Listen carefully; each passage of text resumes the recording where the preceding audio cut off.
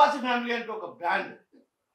ఆ బ్రాండ్‌కు మారుపేరు రాయచూరు. అలాంటి నియోజకవర్గంలో టీడీపీకి బీటలు వాడుతున్నాయన్నటువంటి ఆరోపణలు బలంగా వినిపిస్తున్న నేపథ్యంలో ఒక్కసారిగా సుగవాసి పాలకొండరాయుడు పెద్ద కుమారుడు సుగవాసి బాలసుబ్రహ్మణ్యం ఒక సంచలనమైనటువంటి నిర్ణయం తీసుకున్నారు. ఏదైతే టీడీపీని వీడి వైసీపీ పార్టీలో చేరబోతున్నారు. ఈ నేపథ్యంలో మనతో పాటు ఆయన ఉన్నారు.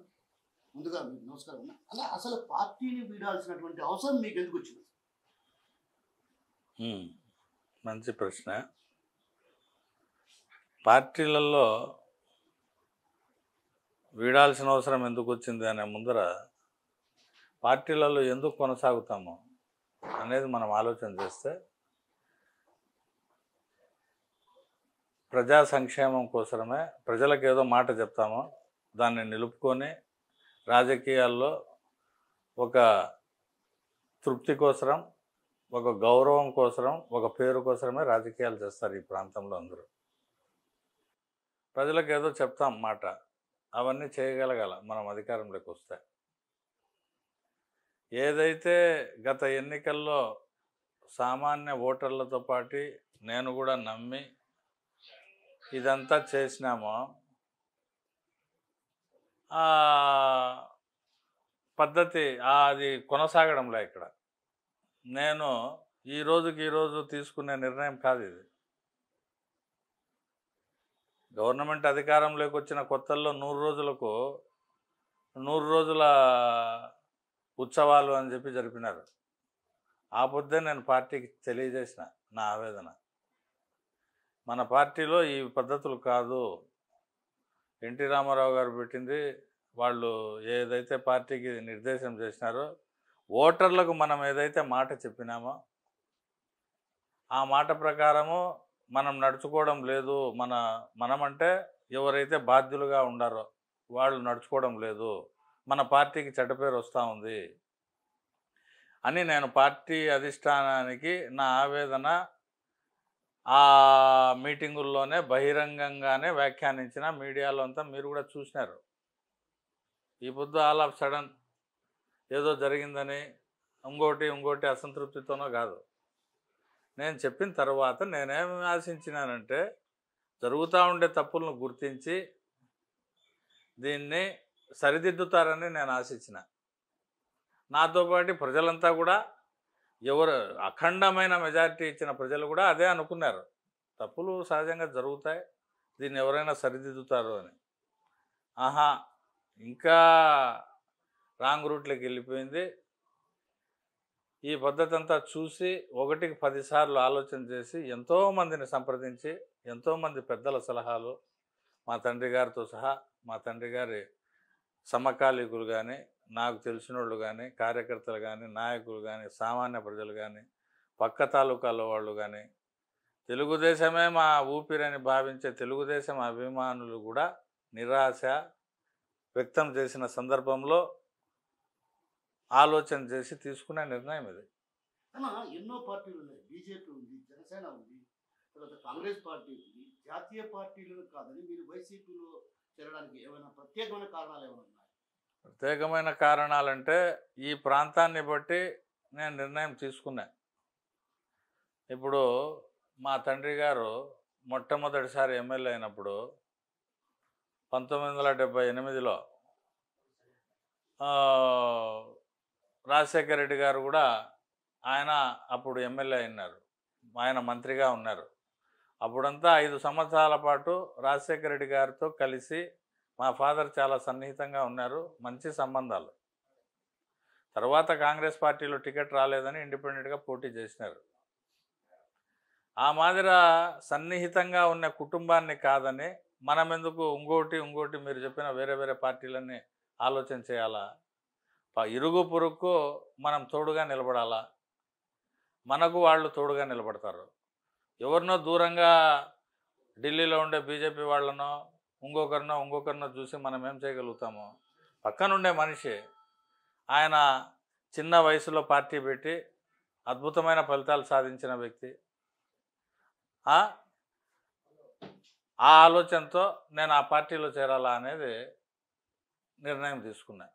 నాన్న ఒక మాట అనేవారు, నేను కూడా చాలాసార్లు నాన్నతో కలిసినప్పుడు నా కట్ట కాలే వరకు, అంటే ఏదైతే నేను చివరి నా ప్రాణం విడిచిపెట్టేంత వరకు పార్టీని వీడను అన్నటువంటి భావన వచ్చింది. అలాంటి గొప్ప వ్యక్తిని టీడీపీ ఎందుకు తరచుగా దూరం చేస్తూ వచ్చింది? అంటే మీ నాన్న ఆరోగ్యం బాగలేనప్పుడు పరామర్శించడానికి ఎవరు రాదు. అంటే నేనేమంటున్నా అంటే ఒక బై ఎలక్షన్లో మీ నాన్నతో పాటు 11 రోజుల పాటు చంద్రబాబు ఇక్కడే మీ నాన్నతో పాటు ఉన్నారు. అంత బాండింగ్ ఉన్నటువంటి వ్యక్తిని ఎలా మర్చిపోతారన్నటువంటి భావన ప్రజల్లో ఉంది. నాతో సహా ఏ కార్యకర్త ప్రజలు జీర్ణించుకోలేని విషయం ఇదే. ఎందుకు ఇట్లా జరిగింది? ఇది అంతు చిక్కని విషయంగా మిగిలిపోయింది.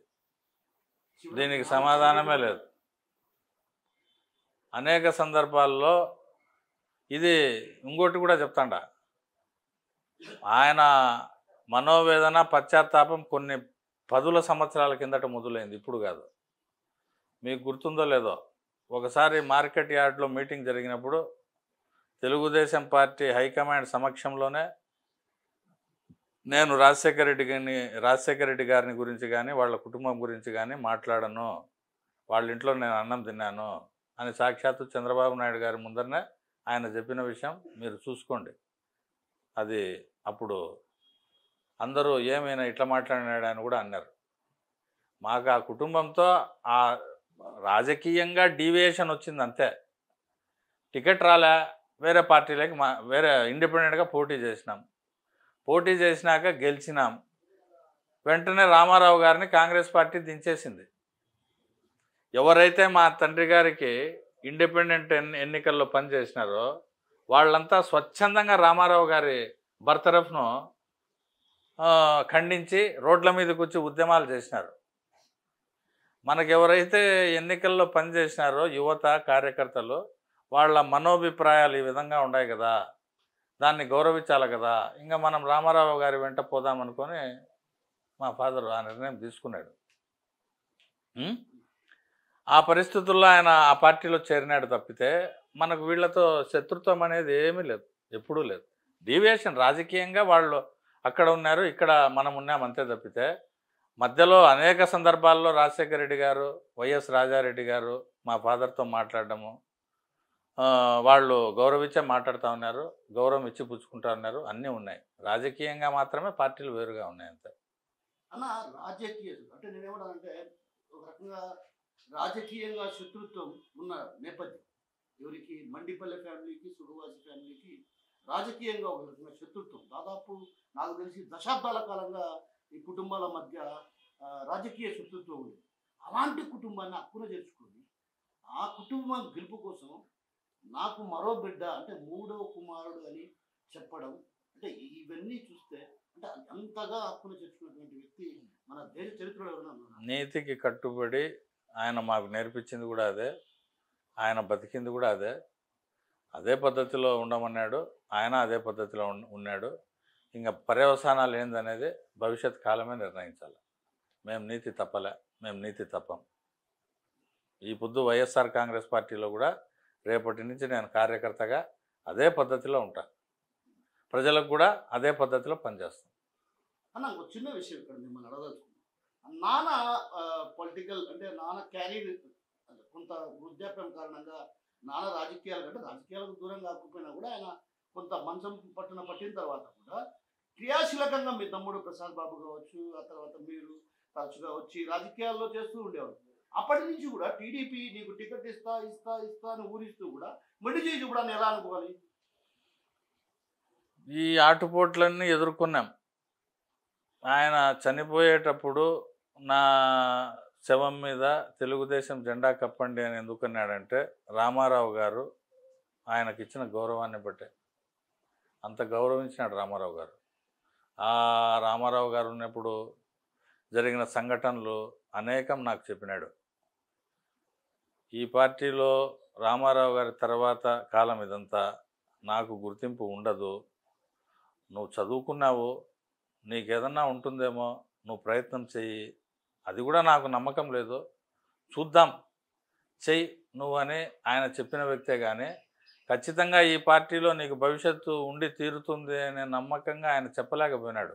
అప్పటికే జరిగిన అనేక సంఘటనల కారణంగా ఆయన గొప్ప విశ్లేషకుడు కాబట్టి అంతర్గతంగా విశ్లేషించుకొని నాకు సునిశ్చితంగా సలహాలు ఇచ్చేవారు. ఆయన చెప్పిన మాటలు ఈ పొద్దు నిజమైనాయి. కాబట్టి ఆయన మనోభావాలలో నుంచే ఈ ఆలోచన వచ్చింది అనేది నా మాట. అన్న ఇన్ని ఆటుపోట్లు ఎదురైనా కూడా మీ నాన్న వీల్ చైర్లో ప్రచారం చేయడానికి ఎలా జరుగుతుంది? ఇన్ని ఆటుపోట్లు, ఇన్ని అవమానాలు, ఘోరమైనటువంటి అవమానాలు. ఈ పొద్దు వారు లేరు మన మధ్యన, చనిపోయినారు. మీరు ఇంత గొప్పగా వారి గురించి మాట్లాడుతున్నారు. ఆ మాదిరి మాట్లాడాలంటే ఆయన చేసినవన్నీ చేసినాడు కాబట్టే. మీరు చెప్తున్నారే వీల్ చైర్లో కూర్చొని ఈ మాట మాట్లాడి ప్రచారం చేసినాడని. మనిషి ఆ మాదిరే బతకాలని ఆశించాలా. ఆయన ఆ మాదిరి ఆశించినాడు, చేసినాడు, ఆ ఖ్యాతి గడించినాడు. వారి తదనంతరం కూడా మీరంతా ఈ మాదిరి వాళ్ళ గురించి మాట్లాడుకుంటున్నారు కాబట్టి అదే మనిషి సాధించాల్సింది. తొలుత మీకు రాజంపేట ఎంపీ టికెట్ అన్నారు, ఆ తర్వాత మళ్ళీ రాజంపేట ఎమ్మెల్యే టికెట్ అన్నారు. అంటే ఎందుకు ఇంతగా మార్పులు రావాల్సినటువంటి అవసరం? ఫస్ట్ మీరేమో ఎంపీగా ప్రకటించారు, అయిపోయింది, ఆల్మోస్ట్ అలాగే పోటీ చేయబోతున్నాను. చివరి నిమిషంలో మీకు రాజంపేట టికెట్ ఇవ్వడాన్ని కూడా ఒక రకంగా ఓటమికి కారణం. అదే అతి క్రమశిక్షణ అనేది మాకు ఒక శాపంగా మారిందేమో. ఏం పార్టీని ధిక్కరించకూడదు, పార్టీ ఏమి చెప్తే అది వినాలా, పార్టీ క్రమశిక్షణ పాటించాలా, పార్టీ వాళ్ళు ఈ మాట చెప్పినారు దీనికి కట్టుబడదాం, లేదు మార్చి ఆ మాట చెప్పినారు దానికి కట్టుబడదాం, ఈ మాదిరి పోవడం వల్ల మీరు చెప్పే సమస్యలన్నీ వచ్చి రాజకీయంగా ఒక ఇన్స్టెబిలిటీ వచ్చింది. మీరు ఎందుకు తీసుకురాలేకపోయినారు? ఎంపీ టికెట్ అన్నారు, ఆ తర్వాత మళ్ళీ ఎమ్మెల్యే టికెట్ ఇవ్వడానికి నియోజకవర్గం కదా. అతి క్రమశిక్షణ మా తండ్రి గారు చెప్పింది పార్టీని ధిక్కరించకూడదు అని. ఆ అతిక్రమ శిక్షనే ఆ పరిస్థితి తెచ్చిపెట్టింది. అంటే మీకు తెలుసు కదన్నా, ఒకవైపు చంద్రబాబు టికెట్ ఆశిస్తున్నారు, మరోవైపు జగన్మోహన్ రాజు టికెట్ ఆశిస్తున్నారు, ఆ తర్వాత వీళ్ళిద్దరు టికెట్ ఆశిస్తుంటే మరోవైపు మేడ బాబు టికెట్ ఆశించారు. అంటే ఈ క్రమంలో వెన్నుపోటు రాజకీయాలు ఉంటాయన్న విషయం మీకు రాజకీయాల్లో మీరు ఇంతకుముందు కూడా జెడ్పీ వైస్ చైర్మన్గా పనిచేశారు, జెడ్పీ చైర్మన్ కూడా వ్యవహరించారు కదా. ఇలాంటి వెన్నుపోటు రాజకీయాలు ఉంటాయని మీరు అప్పుడు గ్రహించలేకపోయారా? పార్టీ హైకమాండ్ నన్ను ఆదేశించింది అంటే పార్టీ హైకమాండ్ అది వరకే సర్దుబాటు చేసుకుని ఉంటుంది అని నేను అనుకున్నాను. వాళ్ళతో మాట్లాడిన తర్వాతనే మీరు చెప్పిన ఎవరైతే ఉండారో ఆశావాహులు వాళ్ళందరితో మాట్లాడిన తర్వాతనే నిర్ణయం తీసుకొని ఉండింటుంది. షార్ట్ స్పాన్ 35 days, తక్కువ సమయంలో వాళ్ళు మాట్లాడుకునే మనకు చెప్పింటారులే, పార్టీ అట్లా చెప్పదు కదా వాళ్ళతో మాట్లాడుకోకుండా అని నేను భావించడమే అది అక్కడ జరిగింది. వాళ్ళకు సంబంధించిన వ్యక్తులే వైసీపీకి ఏజెంట్లుగా వ్యవహరించారు. ఎలా చూడాలి అంటే మీకు టికెట్ వచ్చింది, మీకు చేయాలన్నటువంటి ఆలోచన. ఇప్పుడు మీ నాన్న తీసుకోండి, రాంప్రసాద్ రెడ్డి ఒకప్పుడు ఏ పార్టీలో ఉన్నారు? మండిపల్లి రాంప్రసాద్ రెడ్డి ప్రజెంట్ రవాణా శాఖ మంత్రిగా ఉన్నటువంటి మండిపల్లి రాంప్రసాద్ రెడ్డికి మీ కుటుంబానికి బద్ధవైర్యం ఏది రాజకీయ శత్రుత్వం ఉంది. అలాంటి కుటుంబాన్ని అప్పుడు చేర్చుకున్నటువంటి గుణాలు ఉన్నటువంటి వ్యక్తి అయితే వీళ్ళు వెన్నుపోటు చేయడాన్ని అంటే ఏజెంట్లుగా కూడా వాళ్ళ వ్యక్తులను పెట్టినటువంటి సందర్భాలు ఎలా చూడాలి అసలు? రాజకీయంగా ఈర్ష్య, మోసం ఇవన్నీ కలగలిసి అక్కడ జరిగిన ఓటమి రాజంపేటలో. ఇంకా దాన్ని ఏ విధంగా చూడాలంటే మేము చెప్తాడనే అతిక్రమ శిక్షణకు నీతికి పోయి అక్కడ దెబ్బతిన్నాం. అట్లనే క్రమశిక్షణ ఉండకూడదు, నీతి ఉండకూడదు అని నేను చెప్పను. అది ఎవరైతే సర్దుబాటు చేసి ఉండాలనో వాళ్ళు చేసి ఉండాల, చేయలేకపోయినారు. బాధ్యుడిని నేనైపోయినా ఆఖరికి. ఏమంటే నువ్వు గెలిచలేకపోయినావని నా మీద మాట్లాడే పరిస్థితి. ఇంత వెన్నుపోటు పడిచినటువంటి వ్యక్తుల ఆధారాలతో సహా మీ దగ్గర ఉన్నాయి కదా? అందరి దగ్గర ఉన్నాయి, నా దగ్గర కాదు. ఏమి అధిష్టానం అంటే ఏం ఆశామాషి ఏం కాదు, వాళ్ళ దగ్గర అన్ని ఆధారాలు ఉన్నాయి. వాళ్ళకి టైం లేదో ఏమో వల్ల. అంటే ఒక పార్టీకి వెన్నుపోటు ద్రోహం చేసే వాళ్ళకి మాత్రమే పార్టీలో విలువ ఉంటుందంటారా? ఎట్లా ఆలోచిస్తా అదే. నేనేమంటానంటే మీరు ఈ పాయింట్ ఒక్కటే నాకు క్లారిటీ కావాలన్నా చెప్పండి. నేనేమంటానంటే పార్టీకి కట్టుబడి క్రమశిక్షణ 24 గంటలు మీరు ఏం మాట్లాడినా కూడా క్రమశిక్షణతో వ్యవహరించాలని అది మా నాన్న నేర్పిన పాఠాలు మాకు అని మీరు చెప్తున్నారు. అదే క్రమశిక్షణ ఉల్లంఘించి, నిబంధనలను ఉల్లంఘించి ఏదైతే మనం పార్టీ కోసం పనిచేయాలని అన్నటువంటి భావన లేకుండా సపరేట్గా ఏజెంట్లను పెట్టి ఒక్కసారిగా పార్టీకి ద్రోహం చేసినటువంటి వ్యక్తులను వెనకేసుకొని రావడాన్ని ఎలా చూడాలి అసలు? దాని వెనక ఉండే ఆలోచన ఏంది అనేది, ఏదైనా వ్యూహం ఉందా అనేది భవిష్యత్తులో మనకు అర్థం కావాల్సిందే తప్పితే ఈ పొద్దుటికైతే మీరు చెప్పేదానికి సమాధానం ఎవరి దగ్గర లేదు. అంతుపట్టని విషయం ఇది. ఎందుకు ఇట్లా జరిగింది, ఎందుకు ఇట్లా చేస్తున్నారు అనేది అర్థమే కాలే. ఎవరినైనా సమాధానం రాబడదామని చూస్తే సమాధానం చెప్పే మనిషి కూడా ఎవరు లేరు. ఇంకా ప్రజలు చూద్దామా నాయన, జగన్మోహన్ రెడ్డి పరిపాలన మేలు నాయన అని తెలుగుదేశం వీరాభిమానులే నాతో మాట్లాడిన సందర్భం ఎక్కడ చూసినా అదే. ఈ పరిస్థితులన్నీ చూసి ఇప్పుడు చూడండి, ఇంటింటికి రేషన్ బియ్యం వ్యాన్ల ద్వారా, ఆటోల ద్వారా తీసుకుపోయి ఇస్తూ ఉన్నారు. దీంట్లో ఏందో పెద్ద మోసం జరుగుతుంది, నష్టం జరుగుతుంది అని చెప్పి ఆయన చిన్న వయసు జగన్మోహన్ రెడ్డిది, పరిపాలన అనుభవం లేదు, ఆయన అటువంటి వ్యక్తి ఇటువంటి వ్యక్తి అని ప్రచార మాధ్యమాల ద్వారా ఊదేసినారు. నమ్మినోళ్ళల్లో నేను కూడా ఒకడినే, అవునేమో అని. తీరామారా ఈ పొద్దు వచ్చి అది తీసేసినారు. ప్రజల్లో పెద్ద రివోల్ట్ వచ్చేసింది. ఇంటికాడికే రావాలా, రేషన్ షాపుల కాడ క్యూలు నిలబడము, అది ఇది చాలా సమస్యలు వచ్చేసినాయి. అది గుర్తించిన ప్రభుత్వము మళ్ళీ ఇప్పుడు యూటర్న్ తీసుకోవాలని ఆలోచిస్తుంది అని మనం మీడియాలో చూస్తున్నాం.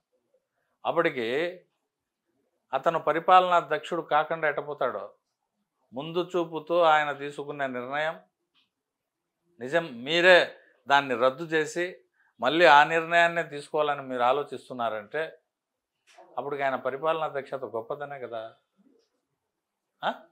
ఆయనది చిన్న వయసు అని, ఆయనకు తెలియదని, మాకు 40 ఏళ్ల అనుభవం ఉందని, ఆయనకు లేదని చెప్పిన మాటలన్నీ నిజాలు కావు అనే కదా అర్థమవుతా ఉంది. ఆయన రిజర్వ్ బ్యాంకు తాకట్టు పెట్టినాడు, అప్పుల పాలు చేసినాడు అని చెప్పేసి అంతా చదువుకున్న వాళ్ళమంతా అవునేమో అనుకున్నాం. ఈ పొద్దు ఏం జరుగుతుంది, అదే జరుగుతుంది. మళ్ళీ రిజర్వ్ బ్యాంకు తాకట్టు పెట్టుకొనే ఇంకా ఆ పొద్దు ఆయన మీద చెప్పడం ఎందుకు, మమ్మల్ని అంతా నమ్మించడం ఎందుకు? ఇవన్నీ చూసిన తర్వాత ప్రజాభిప్రాయంతో, ప్రజల సూచనలతో, వారి మనోభావాలతో నేను ఏకీభవించి ఈ నిర్ణయం తీసుకున్నాను. అన్న, ఒక చిన్న విషయం, మీ ఓటమికి ప్రధాన కారణాలు వీళ్ళు ముగ్గురేనా, ఇంకా ఏమైనా కారణాలు? ఇంకా దీని గురించి లోతుగా అర్థం చేసుకున్నాక ఇంకా కొన్ని ఇన్ఫర్మేషన్లు ఏంటి అన్న వచ్చేటి ఉంటాయి. ఇప్పటికే ఈ మధ్య కాలంలో కొన్ని చెప్తా ఉండరు. ఇవన్నీ లోతుగా విశ్లేషించుకున్న తర్వాత నేను మీకు చెప్తాను. వీళ్ళ ముగ్గురు అయితే పక్కా. అందరూ ఎందుకు వ్యక్తుల గురించి మాట్లాడుకోవాలా, మీకు తెలుసు, ప్రజలందరికీ తెలుసు. నేను వాళ్ళ గురించి మళ్ళీ అనవసరంగా మాట్లాడడం దండగా. అంటే ఒక వ్యక్తి, అంటే నేను పేరు చెప్పదలుచుకోలేదు కదా, ఒక వ్యక్తి మిమ్మల్ని ఎంపీగా ప్రకటించిన తర్వాత ఆ తర్వాత అదే వ్యక్తి ఎంపీగా వద్దు అని చెప్పటం, ఆ పరిణామాల నేపథ్యంలో అతనికి టికెట్ రాకుండా మీకు అక్కడ ఎమ్మెల్యే టికెట్ ఇచ్చారనేది ఒక బలమైనటువంటి వాదనలు వినిపిస్తుంది. ఇది నిజమా? పార్టీలో అంతర్గతంగా ఎవరితో ఏం మాట్లాడుకున్నారో నాకు తెలియదు. నన్నైతే ఎంపీకి పోటీ చేయమన్నారు. నన్ను శిక్షణా తరగతులకు కూడా పిలిచినారు ఎంపీ అభ్యర్థిగా. నేను పోయి వచ్చిన తర్వాత ఇవన్నీ జరిగినాయి. ఆ మాదిరి జరిగింది. అంటే సడన్ డెసిషన్ తీసుకున్నా. నేను ఒక చిన్న విషయం అడగదలుచుకున్నా. రాయచోటులో ఏ పిల్లోని అడిగినా, ఏ పెద్దోని అడిగినా సుభాష్ అంటే మనం రాయచోటు నియోజకవర్గం అనే కాదు, పక్కన ఉన్నటువంటి మండలాల్లో కూడా సుండుపల్లి కావచ్చు, వీరపల్లె, ఒకప్పుడు సుండుపల్లె వీరపల్లె ఇవన్నీ ఇక్కడే ఉన్నట్టువే కదా. సుండుపల్లి వీరపల్లె కానీ, ఇట్లా తీసుకుంటే గాలివీడు కానీ, ఇట్లా తీసుకుంటే లగ్గడిపల్లె కానీ, ఇట్లా అన్ని చోట్ల కూడా సుగవాసి ఫ్యామిలీకి పెద్ద గొప్ప అభిమానులు ఉన్నారు. వీళ్ళంతా కూడా మొదటి నుంచి కూడా మీకు చెప్తున్న మాట ఏంటంటే టీడీపీ మీకు ఏమి చేయదు చేయదు చేయదు చేయదు చేయదు అని చెప్తున్నప్పటికీ కూడా మీరు ఎందుకు టీడీపీలోనే కొనసాగాల్సి వచ్చింది? ఆయన మీద గౌరవంతో రాజశేఖర రెడ్డి గారు కూడా మీరు అడిగిన మాటే మా ఫాదర్ని అడిగినాడు. ఎందుకు పాల్గొంటాడో, నువ్వు అంత కష్టపడి చేయాలనా, అంత కష్టపడుతుండవే నువ్వు నిజాయితీగా, ఏదైనా ఉపయోగం ఉంటుంది అనుకుంటున్నావా అని. అన్న ఆ పొద్దు రామారావు గారికి అన్యాయం జరిగిందని ప్రజలందరూ భావించిన పక్షంలో నేను చేరినా. మళ్ళీ సార్కి మారుతూ ఉంటే నాకేం వాల్యూ ఉంటుంది జనంలో, అందుకని నేను అట్లే ఉండాలన్నా, నీకు తెలుసు నా ఇబ్బంది అని ఈయన సమాధానం చెప్పుకొని అట్లే గడిపేస్తూ వచ్చినాడు. ఆయనకి ఎప్పుడో నేను చెప్తాండా కదా, ఎప్పుడో అర్థమైంది కానీ కొనసాగినాడు. ఇంకా ఆయన మాట కాదనకుండా మేము కొనసాగినాం అంతే. అంటే సుగవాసి సుబ్రహ్మణ్యం ఒక చిన్న అంటే వైసీపీలో చేరినా కూడా అదే పరిస్థితి వస్తే సుగవాసి సుబ్రహ్మణ్యం రాజకీయ భవిష్యత్తు ఏంటి అన్నది అయోమయమైనటువంటి ప్రశ్న. ఇది టీడీపీ ఏ విధంగా అయితే పార్టీ వాడుకొని మిమ్మల్ని వదిలేసిందో అదే తరహాలో కూడా వైసీపీ చేస్తే సుగవాసి సుబ్రహ్మణ్యం పరిస్థితి ఏంటి అన్నది అభిమానులు తెలుస్తున్నటువంటి ప్రశ్న. జగన్మోహన్ రెడ్డి గారి వ్యక్తిత్వము గురించి నేను విన్న మాటలను బట్టి నేను సొంతంగా విశ్లేషించుకొని. చంద్రబాబు కూడా ఇదే మాటలు చెప్పారు కదా, చంద్రబాబు కూడా ఇదే మాటలు చెప్పారు కదా. చంద్రబాబు గారు నాకేం మాటలు చెప్పలే, మా నాయన చూసి మేము ఫాలో అయిపోయినాం. ఇప్పుడు జగన్మోహన్ రెడ్డి గారితో కూడా నేను ఎప్పుడు ఈ రోజు వరకు మాట్లాడలే, నేనేమి ఏ నిబంధన పెట్టలే, అన్కండిషనల్గా రేపు పోయి జాయిన్ అవుతాండ. ఏం జరుగుతుందో జరుగుతుంది. ఏ రాజకీయ పార్టీ ఎవరికి ఏ హామీ ఇవ్వలేరు. అంటే ఒక లేబర్ లాగా పనిచేయాలంటారు. లేబర్ లాగా అని కదా, నాయకత్వం అది. అట్లా అనుకుంటే ఎట్లా? మిమ్మల్ని నమ్ముకొని ఒక కార్యకర్త వస్తాడన్నా, మీరు ఆ కార్యకర్త ఏమి చేయకపోతే నీ వెనకమ్మడి ఎందుకు ఉంటాడు ఆ కార్యకర్త? నీ వెనకమ్మడి ఉండాల్సిన అవసరం ఏంటి? అట్లలే ఇప్పుడు 100 మంది వస్తారు, 100 మందికి పదవులు ఇవ్వగలుగుతామా? న్యాయం చేస్తారు. మీరు చెప్పేది ఏదైనా పదవులు ఇస్తారా లేదా అనే పాయింట్ మీరు ఇంకేమడి. గౌరవం ఉంటుంది పార్టీలలో, గౌరవానికి ఏం లోటు ఉండదు. కాకపోతే ప్రజల ఆకాంక్షలకు అనుగుణంగా మనం పనిచేసే అవకాశాలు కొన్ని సందర్భాల్లో వస్తాయి, కొన్ని సందర్భాల్లో రావు. ప్రజలకు ఆకాంక్షలకు అనుగుణంగా మనం పనిచేసే సందర్భాని కోసం మనం ప్రయత్నిస్తూ పోతూ ఉంటాం అంతే. చిన్న విషయం ఇక్కడ అడుగుతున్నానని ఏమనుకోవద్దు, చెప్పండి. సుబ్రహ్మణ్యం ఒక పార్టీ, తమ్ముడు ప్రసాద్ బాబు ఒక పార్టీ. సో మీ అభిమానుల్లో కొంత అయోమయ పరిస్థితి కనిపిస్తుంది. సగం మంది ఇటు సగం మంది అటు పోవటం వల్ల బెనిఫిట్ కలిగేది టీడీపీకి అన్నటువంటి వాదనలు వినిపిస్తాయి. మీరు ఇప్పుడు ప్రసాద్ బాబు ఆయన అభిప్రాయం ఆయన చెప్పినాడు మీడియాకు. చెప్పిన తర్వాత మళ్ళీ ఆయన ప్రస్తావన తీసుకొచ్చి ఎవరైనా ఆయన గురించి 2 మాటలు మాట్లాడుకునే అవకాశం మనం ఎందుకు కల్పించాలా? ఆయన అభిప్రాయం ఆయన చెప్పేసినాక ఆయన అభిప్రాయానికి విలువిస్తూ ఆయన గురించిన టాపిక్ ఎత్తకుండా ఉంటే మనం ఆయనను గౌరవించిన వాళ్ళం అవుతాం. మళ్ళీ దాన్ని ప్రస్తావించి 10 మందిలో మనం చూపిస్తా పోతే ఆయన గౌరవానికి లోటు కలగచ్చు. దాని గురించి మనం మాట్లాడేదే వద్దు. అన్న, భవిష్యత్తులో సుబ్రహ్మణ్యం పాత్ర ఎలా ఉండబోతుంది? సుగవాసి బ్రాండ్ చూపించబోతున్నారా? ఈ చుట్టుపక్కల ప్రాంతాల్లో మనం ఎవరికైతే పరిచయమో, మనకెవరైతే పరిచయమో వాళ్ళు ఏదైనా బీదా సాదా వచ్చినప్పుడు వాళ్ళకు పలికి వాళ్ళ పనులు చేయగలిగితే అదే పెద్ద పదవి. అంత తప్పితే మన బ్రాండ్ అదే. మన బ్రాండ్ అంటే ఏంది? బీదా సాదా వస్తే పలుకుతారు అనేదే. ఆ పలకగలిగే పరిస్థితి మనకు ఈ వైఎస్ఆర్ కాంగ్రెస్ పార్టీలో వస్తే మనం చేసే పనుల కారణంగా పార్టీకి కూడా మేలు జరిగితే అది ఒక గౌరవం. అందుకోసమే ఇదంతా. ఇప్పుడు మీరు ఇంతకుముందు ఒక మాట అన్నారు, మండిపల్లి రామప్రసాద్ రెడ్డి యొక్క అరాచకాలను కూడా ఎండగట్టిన సందర్భాలు ఎన్నో ఉన్నాయండి. ఇసుక మాఫియా కావచ్చు, ఆ తర్వాత వీటన్నిటిపైన మీరు పలు సందర్భాల్లో ఇది చేశారు. అంటే నేనేమంటున్నానంటే, మీరు ఇప్పుడు పార్టీ మారుతారు, 4 ఏళ్ళ అధికారంలో ఉంది, అధికారంలో ఉన్న పార్టీని వీడిపోతున్నారు మీరు. సో ఎదురు దెబ్బలు ఆటుపోట్లు ఇంకా ఎక్కువ అవకాశం లేకపోలేదా? అవన్నీ ఆలోచిస్తే రాజకీయాలు చేయలేం. అవన్నీ ఆలోచించకూడదు. ఈ మీరు చెప్పే విషయాలన్నీ సెకండరీ. ప్రైమరీ ఏమంటే మనం ప్రజలకు ఏదైనా చేయగలుగుతామా లేదా, ఇక్కడ చేయలేకున్నాం అక్కడ చేద్దాం, ఇంతే తప్పితే ఇంకా మిగతాటి అవన్నీ మామూలే. ఎందుకు అసలు మీరు మండిపల్లిని వ్యతిరేకించాల్సి వచ్చింది? నేనే విధానాలను వ్యతిరేకించిన, మండిపల్లిని ఇప్పుడు పరిపాలనలో సరే నేనేదైనా ఎగ్జాగరేషన్ చేసి అబద్ధాలు చెప్పినా తప్పులు చెప్పినా మీరు ప్రజాభిప్రాయాన్ని సేకరణ చేసుకోండి. నేను మాట్లాడిన దాంట్లో ఏ ఒక్కటైనా అబద్ధం ఉందేమో చెప్పండి, నేను మీరు చెప్పింది వింటా. సరే 100 ఇప్పటికి ప్రభుత్వం అధికారంలోకి వచ్చి 365 రోజులు 370 రోజులు అయింది అనుకుందాం. 100 రోజుల పరిపాలనలో నేను మాట్లాడింది ఆ వ్యతిరేక ఫలితము ఈ పొద్దు రాష్ట్ర వ్యాప్తంగా వచ్చిందా లేదా? మరి నేను ఎక్కడ తప్పు మాట్లాడినా? నేను ఆ పొద్దు ఏదైతే ఏదో ప్రజలకు ఈ మాదిరి అన్యాయం జరుగుతుంది, ఇది తప్పు, ఇది వద్దు అని చెప్పినా నా మాట ఎవరు పట్టించుకోలే. పైగా నేను మాట్లాడినందుకు నన్ను తప్పు పట్టినారు. ఈ పొద్దు అదే వ్యతిరేకత ఆ తప్పుల కారణంగా రాష్ట్ర వ్యాప్తంగా వచ్చి పడిందా లేదా? కాబట్టి నేను నిజాయితీగానే మాట్లాడినాను, కరెక్ట్గానే మాట్లాడినాను. నేను మీకు చెప్తాండా, నేను ఏ మనిషిని వ్యతిరేకించలే. మనం చేయాల్సింది అదే కదా రాజకీయాల్లో. అక్రమాలను ప్రోత్సహించారు. మనం రాజకీయాల్లో చేయాల్సింది అదే.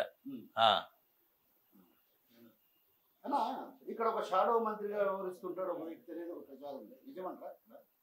మంత్రి లేదు. మీరు ఊర్లోకి పోతే ఏ పిల్లోడిని అడిగినా ఈడ జరిగే విషయాలన్నీ చెప్తారు. రాయచోట్లో జరిగే విషయాలన్నీ, రాయచోట్లోనే కాదు రాష్ట్ర వ్యాప్తంగా మీరు చెప్పే ఆరోపణలన్నీ వచ్చినాయి. ఇది గతంలో ఎప్పుడూ లేదు తెలుగుదేశం పార్టీలో ఈ మాదిర. ఇంకా సరే ఇదేమన్నా సరిదిద్ది పార్టీ ఏమన్నా గడ్డన పడే అవకాశాలు ఉన్నాయా అని చూస్తే ఆ అవకాశమే నాకు కనిపించలే, నా విశ్లేషణకు అందలే అది. అందుకని మనం ప్రజలకు ఏమీ చేయలేము ఇక్కడ అని నేను నిర్ణయం తీసుకున్నా. జగన్మోహన్ రెడ్డి గారి ఇప్పుడు ఈ అప్పుల విషయంలో కానీ ఆ రేషన్ బియ్యం విషయంలో కానీ ఆయన పాలసీ క్లిక్ అయింది. దాన్ని మారిస్తే ప్రజలకు ఇబ్బందులు ఎదురవుతుండే. కాబట్టి చిన్న వయసు అన్నారు, పరిపాలన అనుభవం లేదన్నారు.